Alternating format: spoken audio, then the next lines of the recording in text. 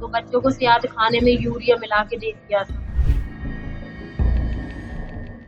मेरे बच्चे के साथ अनैतिक काम हुआ है या बहुत गलत हुआ है मेरे बच्चे के साथ में।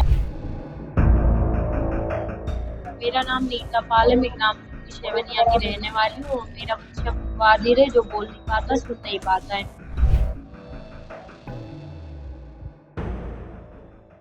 मध्य प्रदेश में लगातार प्रशासनिक लापरवाही के मामले सामने आ रहे हैं। ताज़ा मामला राजधानी भोपाल के ईदगाह हिल्स से सामने आया है, जहां पर दूषित भोजन ग्रहण करने के बाद 10 से 15 बच्चे बीमार पड़ गए, जिन्हें पास के सरकारी अस्पताल में भर्ती कराया गया। लेकिन इस मामले में सबसे बड़ी बात यह है कि जब बच्चों को अस्पताल में भर्ती कराया गया तो उनके पेरेंट्स को सूचना नहीं दी गई।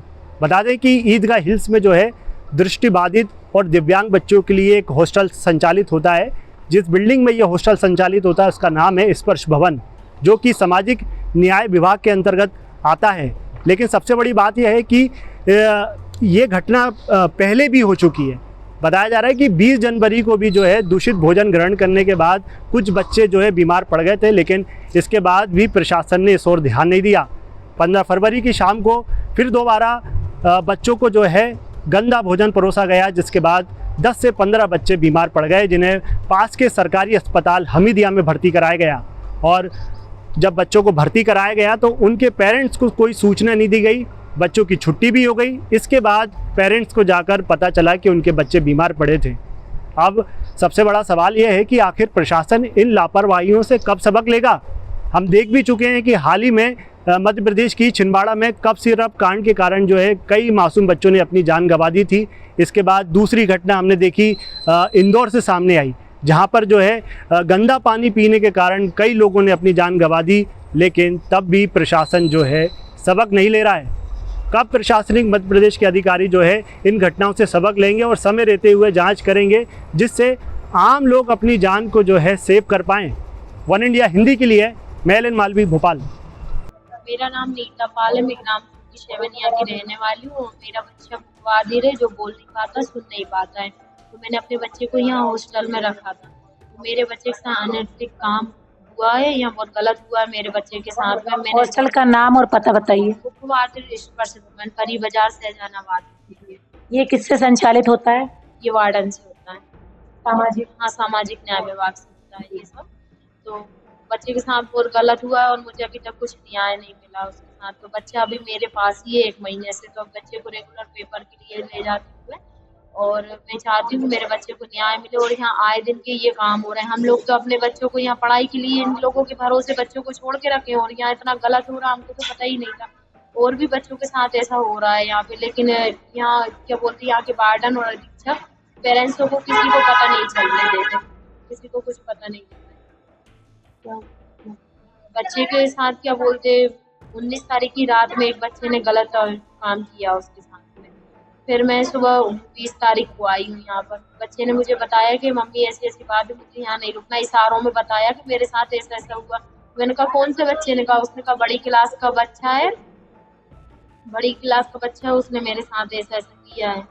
तो मैं अपने बच्चे को अपने घर ले आई। फिर मैंने क्या बोलते ना, मुझे यहाँ की अधीक्षक ने फोन लगाया, ना यहाँ के वार्डन ने फोन लगाया। मुझे 3-4 दिन हो गए बच्चे को घर ले जा, ये भी नहीं पूछा आप हॉस्टल से बच्चे को क्यों ले गई हो, क्या हो गया। किसी ने मुझे फोन नहीं लगाया। फिर मैं थाने गई तो मेरी थाने से भी सुनवाई नहीं हुई। जब सामाजिक न्याय विभाग के यहाँ मुख्यमंत्री जी आए थे अपने मोहन यादव जी, तो मैं वहाँ पहुंची 24 जनवरी को। तो फिर मैं वहाँ पहुंची तो कुछ पुलिस वाले वहाँ पर खड़े थे। उन लोगों ने बताया, कहने लगे कि क्या हुआ मैडम, आप वहाँ जा रही हो? तो मैंने कहा मेरी सहजानाबाद थाने मेरी रिपोर्ट दर्ज नहीं की गई है और मेरे बच्चे के साथ ऐसा ऐसा हुआ। जब मैं वहाँ से, उन लोगों ने फोन लगाया, डीएसपी सीएसपी जो भी हो, उन लोगों ने इनको फोन लगाया। तो फिर इन लोगों ने मेरी रिपोर्ट दर्ज करी है। फिर बच्चे का क्या बोलते मेडिकल के लिए भेजा गया। बच्चे का मेडिकल हुआ, वो भी पॉजिटिव निकला है। और अभी भी कुछ बच्चों को क्या बोलते 15 फरवरी की बात है, अभी की 2-4 दिन पहले की।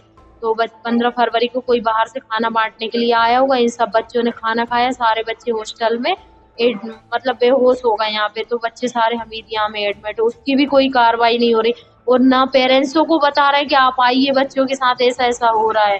2022 में 22 मार्च को भी एक घटना हुई थी। जो एक झाड़ू पोछा लगाता है, तो उसने एक बच्चे के, जिस बच्चे को दिखाई नहीं देता, उस बच्चे को बाथरूम में ले जाकर उसके साथ भी बहुत गलत किया। फिर उस बच्चे के पेरेंट्सों को पैसे देकर समझौता कर लिया था यहाँ के स्कूल वाले ने। तो फिर उसको वो इस हॉस्टल से ही निकाल दिया, वो बच्चा भी हॉस्टल में। इस बारे में आपने सामाजिक न्याय विभाग की पीएस मैडम को बताया कुछ? नहीं मैडम, मैंने नहीं बताया। उनको खबर लगी, वो आई क्या या कोई वहां से आया? नहीं, मेरे पास कोई भी नहीं आया है वहाँ पे। ना फोन ना सांत्वना के लिए जो आपके साथ घटना हुई? किसी का भी मेरे पास कोई फोन नहीं और आया। जो परसों खाना खाने से बच्चे बीमार हुए हैं, उसके लिए कोई कार्रवाई या फिर कोई किसी की कोई कार्रवाई नहीं, बस पुलिस वाले आते जाते हॉस्टल में दिखे हैं मुझे। यहाँ पे पुलिस में लिखा पड़ी हुई जो भी हुई है, बाकी उनके पेरेंट्सों को भी नहीं पता। किसने क्या खिलाया था और क्या हुआ बच्चों को? यहाँ बाहर के लोग आए थे कुछ खाना बांटने के लिए, तो उनको बच्चे खाना बांट कर देकर गए थे, या पता नहीं यहाँ यहीं का हॉस्टल का खाना खाया, पर मुझे ऐसा पता चला कि बाहर के लोग देकर गए। तो बच्चों को शायद खाने में यूरिया मिला के दे दिया था, कुछ मीठा था खाने में, तो सारे बच्चे बेहोश हो गए थे। 4-5 दिन से बच्चे हमीदिया में एडमिट थे, कल छुट्टी हुई। और उनके पेरेंट्सों को अभी तक पता नहीं है, ना अधीक्षक ने बताया ना यहाँ के वार्डन ने बताया। वैसे तो ये सारी चीज ग्रुप में डालती है बच्चे की, ऐसी चीजों को ये लोग ग्रुप में नहीं डालती। Subscribe to One India and never miss an update. Download the One India app now.